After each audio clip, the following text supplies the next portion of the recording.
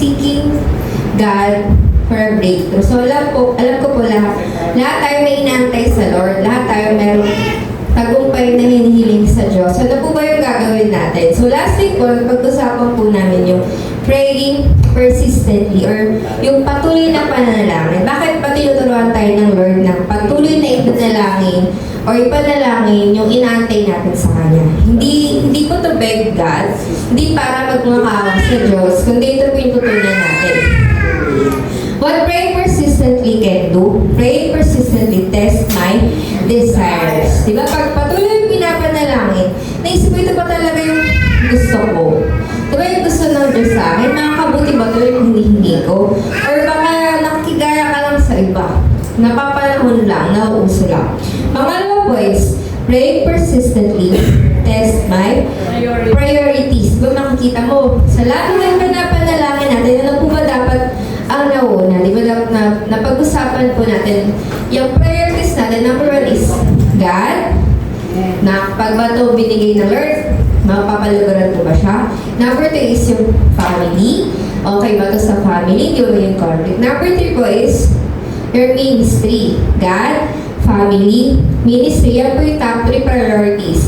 The rest po is pang-pamala, studies, work, business. So, malalaman natin, ito bang pinapanalangin natin sa ating Panginoon, nakaset ba ayon sa priority natin? Bakit tayo kailangan persistent nag-pray? Number 3 is pray persistently, test my maturity. Di ba pagka po naghihintay tayo ng matagal, natetest po sa atin, yung patience. Pag may nantay tayo sa Lord, natutunan natin. Di ba tutunan tayo magpakumbaba? Marami po natututunan habang naghihintay. And yung last po is, pray persistently, test my faith. May mga question na, ayaw mo na ito pag-pray. Ayaw ata ng Lord eh. Hindi ata kaya ng Lord eh. Pero pag persistent ka na nanalangin, sa hinihingi mo sa Panginoon, ang kita ng Lord ay gusto talaga niya to. At alam niya na kayang gawin ng Diyos yung pinapanalangin niya. So, nagpe-pray po tayo persistently, not to beg God, but ito pong 4. At ways God answer praise. Diba, my request is not right, God says no. So habang patuloy ka na nanalangin sa Panginoon, nag-engage mo eh. Ano ba yung pinapanalangin mo? Tama ba yung motibo niya? Nakakasakit ba yun sa iba? Or di ba yung nakakatulong sa iba? God says no. So when I am not right, God says grow. Diba? Bago ibigay sa'yo ng Diyos yung hinihiling mo, kailangan nakahanda ka muna eh. Maraming Christian na unang pagsubok na dapa, hindi na nakabangon, na hindi nila alam yung mga dumadating na yun yung nakakapagpatatag ng pananampalataya nila sa Panginoon. So, kapag di tama yung motive natin, di pa tayo ready, gusto ng Lord, mag-grow muna tayo. When the timing is not right, God says, slow. Basta sabi po sa Romans 8:28, and we know that all things work together for good. Minsan, yung blessing natin, nakatiming din sa blessing ng kapatid mo. May nakatiming din sa blessing ng iba. Kaya kung hindi pa naayon sa kapanahunan ng Diyos, God says, slow. And lastly po, when my requests, my character, and the timing are all lined up, God says, go. So ngayon po, habang pinag-usapan natin to, i-check nyo kung asa na ba yung level ng hinihingi nyo dyan sa Panginoon. So ngayon mga kapatid, part 2 na tayo na seeking God for a breakthrough. So topic po natin is thanking God in advance. Sino po dito pag nananalangin, laging naka-past tense? Yung salamat Lord dahil ako'y magaling na. Salamat dahil ako'y pinagpala na. Salamat dahil ako'y pinaboran mo na. So ito po yung topic natin is yung thanking God in advance. Alam ko po, memorize na itong verse na to, kasi natin kukunin yung topic natin. Mark 11:24, sabi po sa NIV, therefore I tell you, whatever you ask for in prayer, believe that you have received it. Tingnan niyo po yung ginamit niya naka-past tense. Sabi, paniwalaan mo na, natanggap mo na. Hindi sinabi diyang, paniwalaan mo na, matatanggap mo pala, kundi natanggap mo na, yours. So, ang simple mga kapatid, may pinapanalangin ka sa Diyos, ang panalangin mo dapat yung natanggap mo na. Lord, salamat dahil natanggap ko na. Tingnan niyo po yung last part, and it will be yours. See? Pinanalangin mo, hiniling mo sa Diyos, natanggap mo na, at anong mangyayari mga kapatid? De-deliver na sa'yo. Ganyan ang gusto ng Lord na panalangin ng mga lingkod niya. So you have to believe it before you receive it. Ang sabi ng mundo, to see is to believe. Sabi mo, ay, nagpatayo ako ng malaking bahay dyan eh. Anong sasabihin sa'yo? Asan? Patingin niya. Sabi, ay, masarap akong magluto ng adobo. Sabi, hindi ako naniniwala. Hindi ko natitikman. Ganun rin mga kapatid. Di ba may mga tao na di naniniwala hanggat di nakikita. Pero sabi ng Bible, mga kapatid, you have to believe first. Sabi yan, you have to believe it before you receive it. Kailangan naniniwala kang meron ka na nun. Natanggap mo na before you receive it. So, thanking God after He gives you something is gratitude. Di ba pag binigyan ka, nagpapasalamat ka kasi binigyan ka eh. But thanking God before He gives you something is faith. Magkaiba yung gratitude at faith, mga kapatid. Yung nagpapasalamat ka kasi bago ibigay sa'yo ng Panginoon is faith. Bakit, mga kapatid? Kasi naniniwala kang natanggap na. But naniniwala kang you have received it and it will be yours. So, kukunin po natin yung topic natin sa story ni King Jehoshaphat.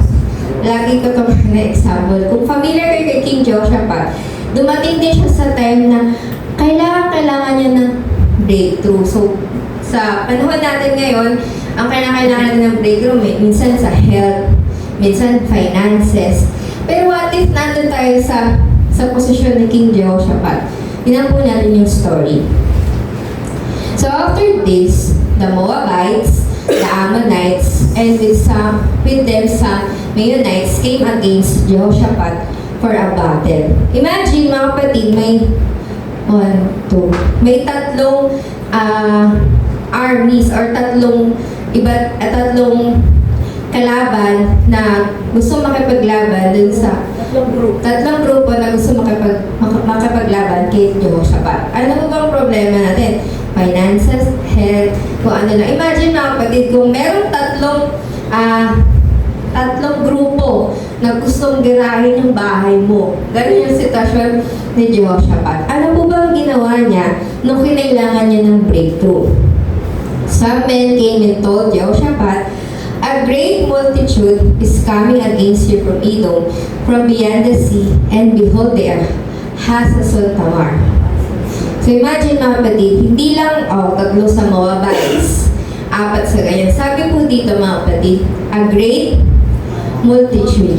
So kung ikaw yung hari, nabalitaan mo ang daming kakalaban sa inyo, at hindi nakalagay 300, hindi sabi dyan, great multitude. Anong gagawin mo? So then Jehoshaphat was afraid. So tulad po ng character sa Bible, katulad din natin na tao lang din tayo nang natatakot. And he set his face to seek the Lord. Pero sa kabila ng takot niya, anong una po niyang ginawa? Seek the Lord. Pinost ba niya sa Facebook?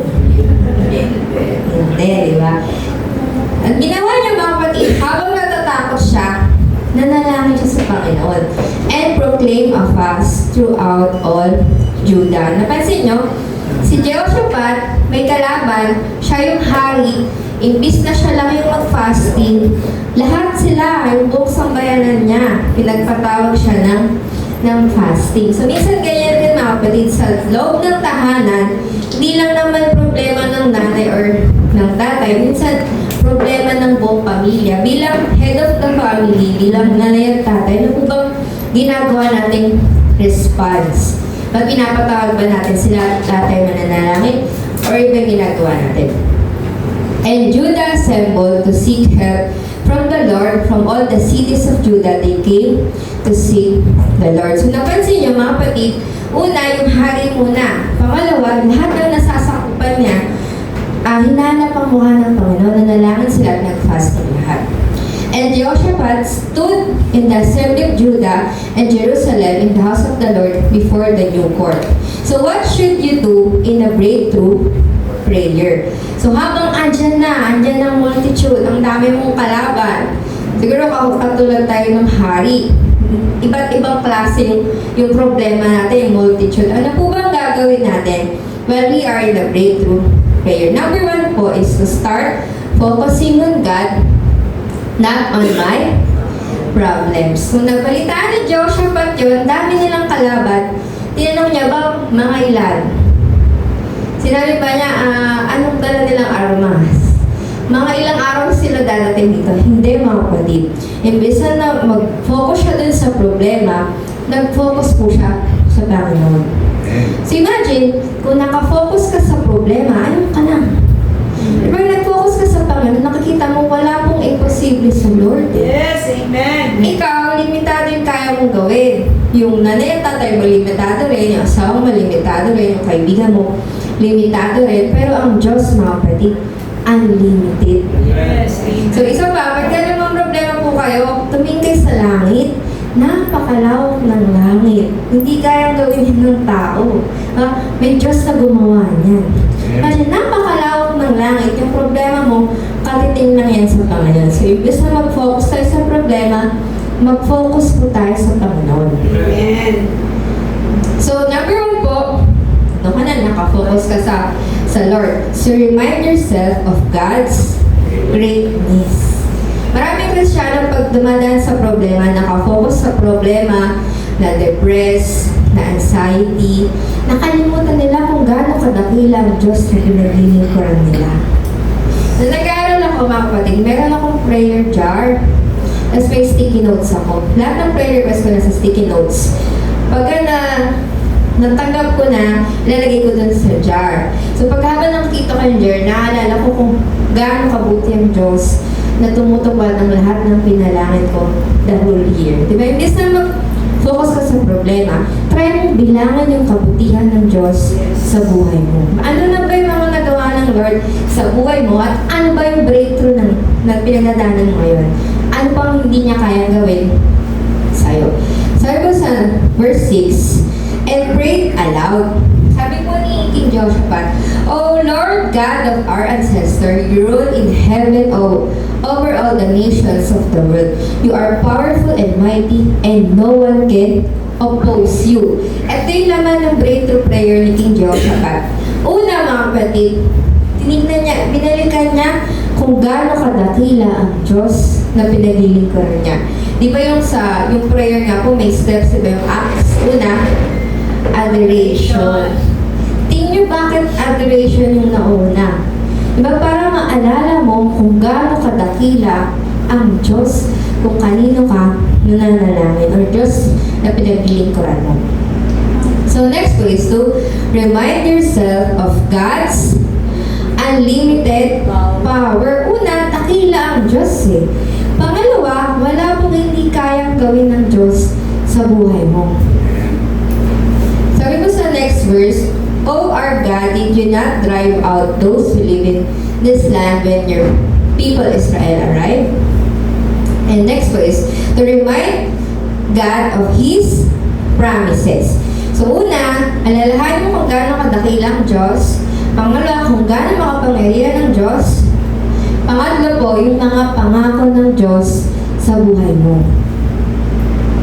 Sabi ko sa next, and did you not give this land forever to the descendants of your friend Abraham? Imagine, sabi ko sa binasa natin kanina, nanalangin siya ng malakas. Tingin niyo ba siya nanalangin ng malakas? Para marinig niya. Para marinig niya. Ba kahit bulong yan or sa isip mo na alam yan ng Lord eh, pero bakit malakas? Para marinig mo, maalala mo, na dakila ang Diyos, makapangyarihan ng Diyos, at ang Diyos natin ay tumutupad ng pangako. And number 4 po is to ask for a breakthrough. Minsan, paano ba yan gawin? Hindi niya nakalimutan ng mga Kristyano, pwedeng humingi po sa Diyos. Maliit or malaki, pwedeng maglambing sa Panginoon. Di ba sa magulang nga, nakapaglambing ka eh. But more pa sa Diyos. Magulang natin, limited lang yung kaya. Ang Diyos, mga kapatid, unli. Tingnan niyo po yung kasunod. So now see how they reward us, for they have come to throw us out of your land which you gave us as an inheritance. Oh God, won't you stop them? So una, dinakila niya ang Panginoon. Pangalawa, inacknowledge niya yung kapangyarihan ng Diyos. Pangatlo, mga kapatid, greatness, power. Pangatlo yung promises, yung mga promises ng Lord. Yung pang-apat, mga kapatid, sinabi niya sa Diyos yung kailangan nila. So you should know what to ask God. At tatanungin, sister, ano mo bang gusto mo sa Panginoon? Ay, gusto kong magtagumpay. Saan banda? Paano? Saan parte ng buhay mo? Gusto bang magnegosyo? Magtrabaho? Gusto mo bang maging teacher? Magdoktor? Kailangan, mga kapatid, alam mo yung gusto mo. Masabi sa Philippians 2:30, for it is God who works in you to will and to act according to His purpose. Alam niyo po ba, even yung pangarap natin galing sa Panginoon? Yung pangarap mo galing sa Panginoon, it is God who works in you to will and to act. At para maabot mo yung pangarap mo, ang Diyos din po yun. Wala tayong contribution eh. Lahat po galing sa ating Panginoon. So, kung wala contribution, lahat galing sa Lord. Ano po bang ikakatakot natin pag nangangailangan tayo? Wala. So, number 2 po is, tell God, I can't do this. I need you to do this. Diba? May maraming mga tao, mga kapatid, na sobrang lakas na tingin nila sa sarili nila. Lalapit lang yan sa Diyos, walang-wala na. Manood ka ng TV, sasabihin, ay, ipagpasa Diyos yun na lang po. Tapos yung bida pupunta na ng simbahan, doon pa lang mananalangin. Makalimutan nilang i-prioritize ang Panginoon. Sa lahat mo ng pagdadaanan natin, gusto ng Lord, laging kailangan mo siya. Nagets siya, kapatid, laging kailangan mo siya. Na hindi mo kaya to, pero kaya ng Diyos yan gawin sa buhay natin. So, breakthrough prayer is when you feel Powerless. Diba, bakit ba siya tinawag na breakthrough? Kasi wala na. Wala ka nang, sister, wala ka nang mapuntahan, diba? Wala nang solusyon. Nasa bingit ka na talaga, mahuhulog ka na. So, gusto ng, ginagawa yung breakthrough prayer kapag wala na, gusto ng Lord, dumepende lang tayo sa kung anong kaya niyang gawin sa iba. So, marami po kasing mga Christian, oh Lord, sige, kaya ko to yung 50%. Ako na to, Lord, Yung 50%, ikaw na yan, Lord. Pero gusto ng Diyos, mga kapatid, 100% siya yung kumilos sa buhay mo. Bakit, mga kapatid? Para may testimony ka na hindi ikaw yon, hindi mo kaya yun, nakita mo ang Diyos ang gumawa sa buhay mo. So sabi po sa next verse, so we are powerless against this mighty army that is about to attack us. We do not know what to do, but we are looking to you for help. See? Imagine, sinabi ba ni Jehoshaphat, mag-warm up na. Labas ng mga bomba, tawagin ng mga army. Hindi gano'n, mga kapatid. Hindi siya nag-rely sa power nila. Sa anong kaya nilang gawin, nag-rely sila sa kung anong kayang gawin ng Diyos sa buhay nila. So maybe, kaya may breakthrough, may problems, may mga trials, para ipaisip sa atin ng Diyos na wala ka namang kayang wala ang Diyos. Yes. Diba? Para maramdaman natin na powerless tayo at sa Diyos natin kunin lahat ng power kasi siya naman ang magbibigay ng lahat na kailangan natin. So I don't need to be powerful when I am connected to God because He is all powerful. So hindi mo kailangan maging strong. Minsan mag-altar call. Gusto ng Diyos, lalapit ka nga ng durog kay, walang-wala kay, mahina kay, para mag-charge ka sa Kanya. Pero hindi kailangan ng Lord na naging powerful ka kasi yung powerful natin mga kapatid galing sa Panginoon. Diba? Mas sabi mo nun, ay, glory to me, ang galing ko. Hindi mga kapatid. Kaya lagi mo sinasabi, glory to God kasi wala ka namang kakayanan Yes. kung wala po ang Diyos. Amen. Amen. Imagine, saan galing yung paghinga mo? Sa Diyos. Sa Diyos. Yung hangin po na nilalakap natin, saan galing? Sa Diyos. Sa Diyos. Yung nagising ka. Imagine, ang daming problema ng tao sa mundo. Hindi nila alam yung every gising is a blessing.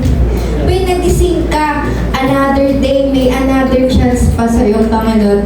Malaking pagpapala na yan. Kasi may mga taong nagising, nasa hospital na, hindi na magalaw yung katawan nila, wala nang magawa. Diba? Every time po nagigising ka, tandaan mo, lagi po may pag-asa. Kasi binigyan ka pa po ng Diyos ng buhay. So, alam niyo mga kapatid, faith is doing nothing. Kung pag nanalangin ka, nag-amen, dapat doon nakakatulog ka na. Hindi pag amen. Kinuha mo ulit lahat ng problema, inisip mo ulit, hindi ka na nakatulog. Bakasan yung faith doon, mga kapatid. Yung faith, mga kapatid, is pagbigay sa Diyos lahat ng paggawa.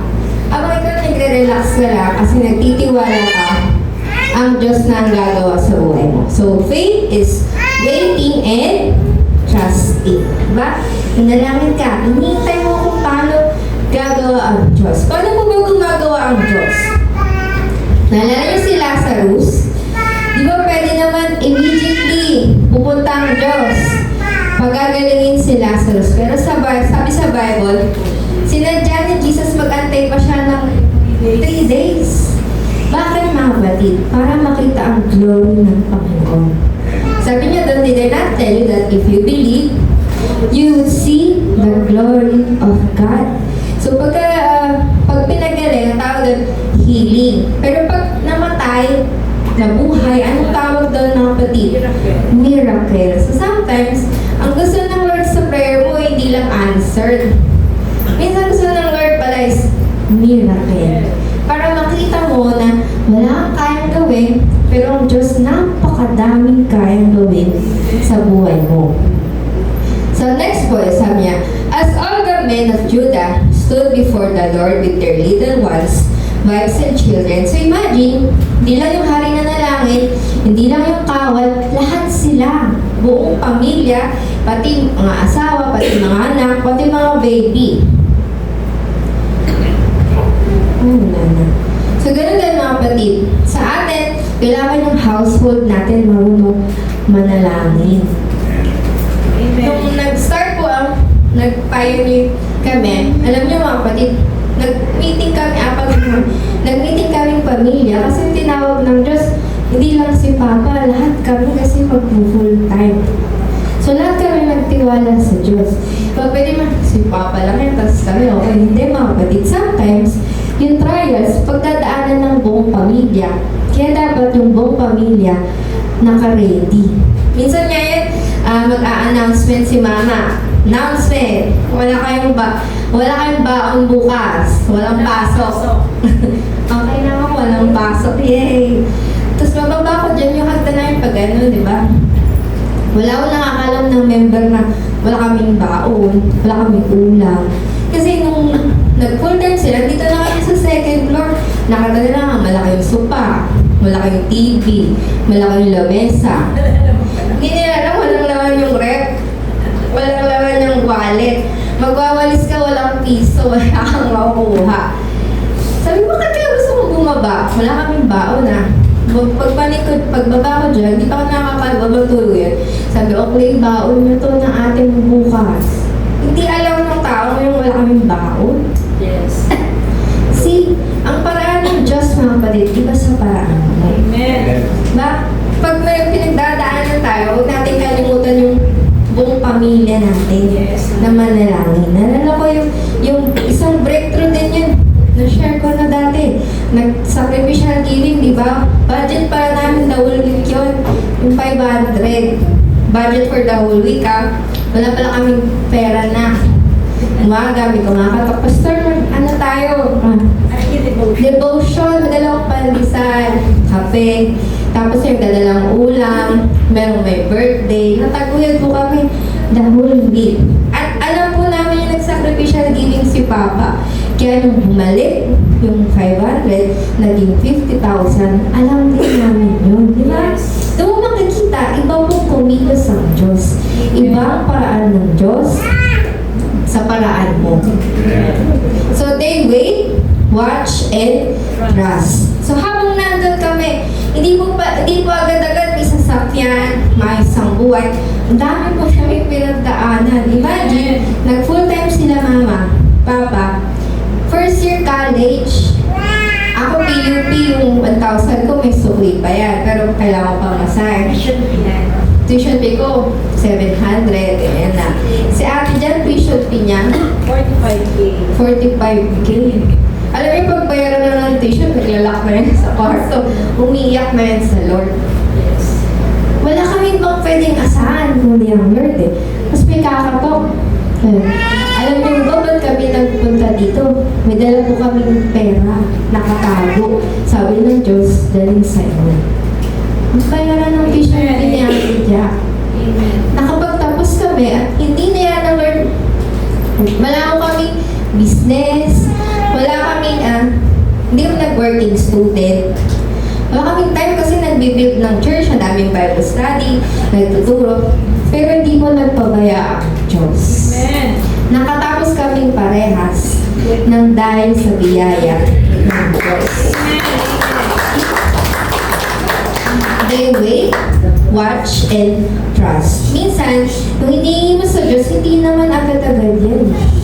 Hindi agad. Kailangan ng waiting, trusting, and watching. So number 3 po is to listen to what God says. So let Him talk to you. Minsan habang may pinagdadaanan ka, di ba kinakausap ka ng Diyos? May gusto ng Lord baguhin mo, may gusto ng Lord gawin mo. Naka-experience mo ba kayo? Wala kayo last money. Sabi ng Diyos, pakibigay mo nga ito doon. Di ba, Lord, ito na, pera ko, ibibigay ko pa. Ang dami kong gano'n, mga kapatid. Nag-aral ko, ang dami nang binibigyan kahit yun yung pera ko. May pagsabi ng Lord, bigay mo. Di ba, pag di mo binigay, di ka makatulog.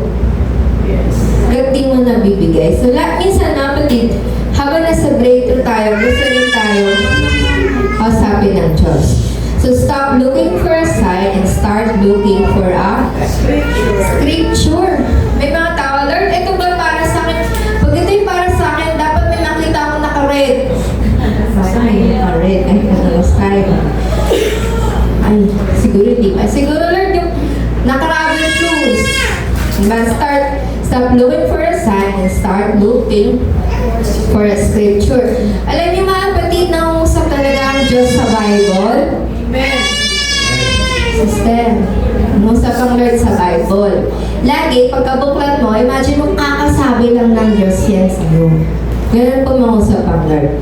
So stop looking for a vision and start looking for a verse of the day. Ano ba yung pangawakan ko of the day? Ano ba yung pangako ng Diyos ay kiklaim ko for this day? So God's will is in God's word. Yung will ng Diyos sa'yo nasa Bible. Hindi kayo iwan ng Diyos na walang mapa. May mapa, mga kapatid. May susundan na sa Bible. So sabi ko sa next, this is what the Lord says. Imagine, di ba, nag-pray sila, fasting, lahat, tumugon ng Diyos. Sabi, don't be discouraged by this mighty army, for the battle is not yours, but God's. Imagine, habang may dami kang battle, madaming kalaban, ang sabi ng Diyos, huwag ma-discourage, dahil ito'y hindi mo laban to ng Diyos. Bakit po nasistress ang mga tao? Kinukuha kasi ni espada, yung helmet, yung shield, nilalabanan. As andun si Lord nakaupo, sabi ng Lord, oh, pagod ka na. Ako na dyan. Kaya, Jane, minsan, inaagaw mo yung laban ng Diyos. Amen. Laban ng Diyos yan para sa'yo. Gusto na ng Lord lumaban, ihawak mo yung espada. Diba, strike ka doon. Diba? Sabi dyan, don't be discouraged by this mighty army, for the battle is not yours, but God's. Lahat ng pagdadaanan pinagdadaanan mo, hindi yan laban. Laban po yan ng Diyos. Sabi po diyan, tignan niyo po yung paraan ng Diyos. Pwede namang bigyan na ng maraming bomba, maraming kawal. Tignan niyo yung paraan ng Diyos. Tomorrow, march out against them. You will find them coming up to the accent of seas at the end of the valley that opens into the wilderness of Jerusalem. Sinabi ng Lord, saan sila manggagaling? But you will not even need to fight. Sabi ba, Lord, ano ba yan? Dalang ba yung mga armas? Sabi, no. No, di kailangan lumaban. Take your positions, then stand still, and watch the Lord's victory. Ano pong sabi? Tatayo ka lang, titignan mo lang kung paano nalabanan ng Diyos yan. He is with you, O people of Judah and Jerusalem. Do not be afraid or discouraged. Go out against them tomorrow, for the Lord is with you. Tingnan niyo mga kapatid. Sa lahat ng pagdadaanan mo, gusto ng Lord, harapin mo lang. So then, take your positions, then stand still and watch the Lord's victory. Hindi nga battle mga kapatid. Sabi doon, victory. Victory na agad. Tumayo ka dyan, harapin mo, at tingnan mo ang victory ng Diyos para sa'yo. Then King Jehoshaphat bowed low with his face to the ground, and all the people of Judah and Jerusalem did the same, worshiping the Lord. So, what God is saying when you pray for a breakthrough prayer? So, number one po is to relax. Relax. Sabi niya, take your position. Nung ka lang maharapin mo lang, relax. Don't be afraid or discouraged. Ang dami pong alam ko, ang dami niyo pong pinagdadaanan lahat. Hindi ko man po kayo ma-interview. Lahat tayo may pinagdadaanan. Pero sabi ng Lord is, relax. Dapat ba yung upuan natin dito yung pang cinema, di ba? Yung couch. Relax. Huwag matakot at huwag ma-discourage. So, habang nananalangin ka for a breakthrough, sabi ng Diyos, relax. This is what the Lord says, do not be afraid, don't be discouraged with this my coming, for the battle is not yours.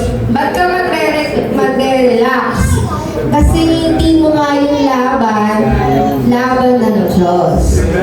So habang inahasa mo yung sword mo, sabi ng Lord, relax. Hindi mo gagamitin yan. Hindi mo yan laban ng Diyos yan. Number two po is, it is my battle and I will handle it. So sabi ng Lord, habang nasa breakthrough prayer, ang Lord po ang bahala. Ano sabi ng Diyos? Labang ko yan at akong bahala. May mga taong nananalangin, Lord, gawin mo to ha. Yung panalangin ko. Pero Lord, pwede ba ganitong paraan? May mga taong nangingialam sa gusto ng Lord Ayahan niyo po ang Diyos ang bahala. Amen.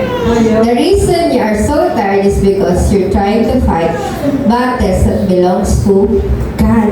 Bakit ka ba napapagod? Sabi yung tao, sumusawa na ako sa buhay na to. Kasi nilalabanan mo yung laban ng Diyos. Sa Diyos yan Hindi mo kailangan ma-stress. Laban ng Lord yan. So God is not disappointed in you because He's not expecting you to do. Only He can do something. God is not disappointed in you because He is not expecting you to do. Only He can do. Hindi disappointed ng Lord sa kung anong gagawin mo kasi siya nga lang yung may kayang gawin yan. Si Lord lang po may kaya ng gawin. And number 3 po is, keep serving your position. Meron niya, sister, di mo na ako makakatayo kasi may pinagdadaanan ako ngayon Naku, pastora, hindi mo na ako makasimba kasi may problema kang sa bahay. Imagine, may battle sila, may victory sa Lord. Ang sabi doon, pumunta pa rin kayo doon sa position mo. Doon pa rin kayo. Sa ano mo kung pagdadaanan natin, huwag mo iwanan yung gawain ng Diyos. Kung anong parte mo doon ka. Keep serving your position. Huwag kang aalis.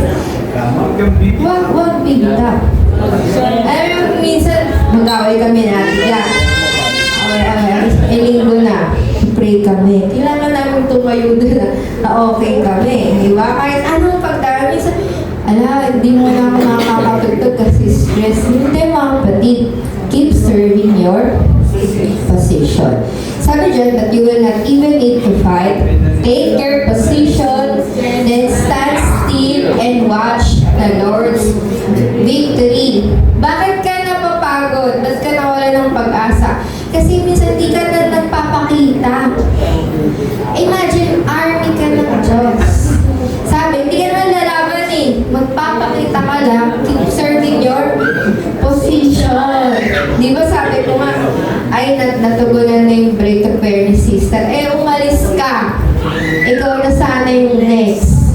Diba sabi mo, wag daw tayo aalis saan mga kapatid. Kapila. Hindi mo na pakinggan to. Next ka na pala. Diba? Hindi mo pala pakinggan. So God has a position for everyone in the family of God. Hindi po totoo. Alam niyo mga kapatid, nung bagong Christian ko, syempre bata pa ako. Baptize ako 12 ata 13. Ang tingin ko sa sarili ko, pampadami lang ako sa church. Yes. Kung 9 na yun, pang 10 ako. Ganun lang. Wala akong amba. Pero tinawag lang Lord ng family, mga kapatid. Alam niyo pong first ministry ko, wala kaming TV eh. Lahat ng member bago. Hindi nila alam ang kanta. Ang first ministry ko is Manila Paper Ministry. Lahat ng lyrics sinusulat ko na sinasa blackboard. Next. Tapos, nakita ko walang nag-a-usher. Ay, attendance. Ang dami naming bata. Ay, natulungan ng mga bata. Ang daming youth. Ay, natulungan ng youth. Tapos yung gitarista namin, hinihiram sa ibang church. Ay, nag-aral ko ng gitara. Ang dami ko lang ito na trabaho. Tapos walang nagtag ko kasi wala kaming drummer eh. Piano ko lang. Sabi, naku, parang na lang tayo ng gitarista kahit di na Christian. Sabi, edit na ko ng kamay ko. Dumudugo na yung kamay ko. Pero hindi mga kapatid. Sabi na Lord, keep serving your position. Meron kang gagawin sa loob at sa labas ng church. Yes. Nung bago kami, alam mo may notebook ako mga kapatid. Lahat na natutunan ko, yung katabi ko sa school, nagba-Bible study kami. Nasa baptism na kami. Sabi sa akin, Kaya pwede mo ba ako i-baptize? Ako, hindi ako pwede i-baptize. Diba? Imagine mga kapatid, alam niyo lahat ng tao sa paligid niyo, dapat may impact kayo. Hindi na kayo ng Diyos para sa kanila. Alam niyo sa school, meron kaming grupo mga Christian nagtuturo. Na-imagine mga kapatid, mag-a-usher ako, tuturo ng mga bata, tuturo ng youth, nagigitara. Pagdating sa school, nagtuturo din ako na mga kapatid. Napakadaming pwedeng gawin sa loob at sa labas ng church. Alam niyo po ba na availability is better than ability? Naku, napakadaming pwedeng mag-gitara. Ako rin nagdudugo na talaga yung mga kalyo-kalyo ko. Pero ako yung available. Diba? Yung position mo, pagka hindi ka available, may papalit at papalit siya. Kaya, keep serving your position. So ito mga kapatid, hindi naman lahat drummer eh, hindi lahat gitarista. Meron tayo yan. Spiritual gifts, baka magaling ka manalangin. Prayer warrior ka, pag umaga manalangin ka na sa church. Yung heart, may mga tao mga kapatid, yung sobrang mahabagin. Alam niyo po ba yung sa bahay namin, para kami DSWD. Ate Dia, ganyan ang ministry niya. Dami namin kinupo. Ma, kasi may sakit siya. Dami po tumira dyan, naging Christian. Yung may TV. Na born again. Meron po ako may TV. Ma, kasi taga-Cagayan pa siya eh. Walang matuluyan. Hanggang gumaling, mga kapatid. Nag-stay sa amin. Marami po, tinan niyo po, abilities. Baka magaling ka maglinis, ha? Magaling ka maglinis. Personality. Baka people person ka. Magaling kang mag-invite. Uy, mag-sing na naman kayo. And experiences. Baka dati ka sa banda, bumabanda ka, di ba? Pwede mo ipagamit sa Diyos. See, hindi lang ability tumugtog, minsan even yung puso mong mahabagin. Sabi na, kung may problema ka, ipanalangin natin. Pwede po yan sa loob at sa labas ng church. Then number 4 po is to always thank God in advance for the answers. Minsan ang hirap nito, mga kapatid. Pero ito yung tinuturo ng Diyos eh. Mark 11:24, therefore I tell you, whatever you ask for in prayer, believe that you have received it and it will be yours. Tingnan niyo mga kapatid yung nangyari. After consulting the people, Jehoshaphat appointed men to sing. Imagine, andyan yung army. Ang nasa harapan, ang worship team. Appointed men to sing to the Lord and to praise Him for the splendor of His holiness. As they went out, at the head of the army saying, give thanks to the Lord for His love endures forever. See, parating pa lang yung mga kalaban, nagpupuri na sila at nagpapasalamat sa Diyos. So, isa lang mong sikreto mga kapatid, pag tilat mong ganyan, magpatugtog ka, magpapuri sa Lord. Lahat ng nagde-declare ng kabutihan ng Diyos, ng pagpapasalamat sa Diyos. Hanggang sa katama kinakanta mo na lang. Then number 5 po is to, lastly, expect God to turn your battles into blessing. Oh, praise the Lord. Wow, diba? Bakit kung may testimony? Best. Kasi may Best. testing. Tandaan niyo po yan. Kaya may testimony kasi may testing. Bakit may blessing? Kasi may battles. Masasabi mo ba siyang blessing kung lagi ka namang meron nun? Di ba minsan di mo ma-appreciate yung isang bagay kasi lagi kang meron nun eh. Pero pag kinailangan mo siya, tapos dumating, di ba napakahalaga nun na naging blessing siya sa buhay mo. Yung bigas, lagi ko tayo may bigas, di ba? Normal na may kinakain. Pero kung wala kayo isasain, tapos may tumating isang sakong bigas, na-experience namin yun, no? Kasi wala kami sasain. Sa labas ng bahay namin, may isang sakong bigas. Eh, hindi namin masabing sa kapitbahay kasi may nakalagay to Pastor Ray, Palata. Iniwan lang ng boy, ngayon lang ng sino magbigay. See, imagine mga kapatid, lagi pong may paraan ng Diyos. Kung may battle ka ngayon, expect blessings. So when Judah came to the watchtower of the wilderness, they looked toward the horde, and behold, there were dead bodies lying on the ground. None had escaped. Imagine, nagpuri sila, nagpapasalamat. Alam niyo yung mga kalaban, na-distract, nilabanan nila isa't isa. Nagpatayan sila. Tingnan niyo mga kapatid. No one had escaped. Yung mga kalaban niya, nagpatayan. Habang nagpupuri sila sa Panginoon, wala na silang kalaban. So when Jehoshaphat and his people came to take their spoil, they found among them in great numbers goods, clothing, and precious things, which they took for themselves until they could carry no more. Tingnan niyo yung blessing sa battle, mga kapatid. They were 3 days in taking the spoil. It was so much. Imagine, ang dami nila. Kinuha nila yung blessing ng 3 days.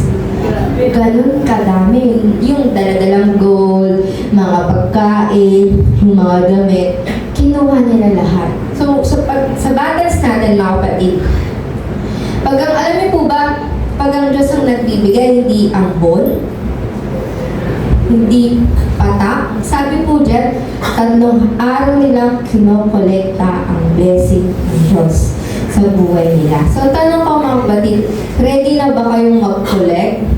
Yes, amen. Ayun na. Ready na ba kayong mag-collect? Amen. So, ngayon mga kapatid, mag-start na po tayo magpasalamat sa Diyos in advance. Sige nyo next. On the 4th day, they assembled in the valley of Beraka, for there they blessed the Lord. Therefore, the name of the place has been called Valley of Beraka to this day. So imagine, 3 days, nag-collect. Anong kasunod yung naka-4th day, mga kapatid?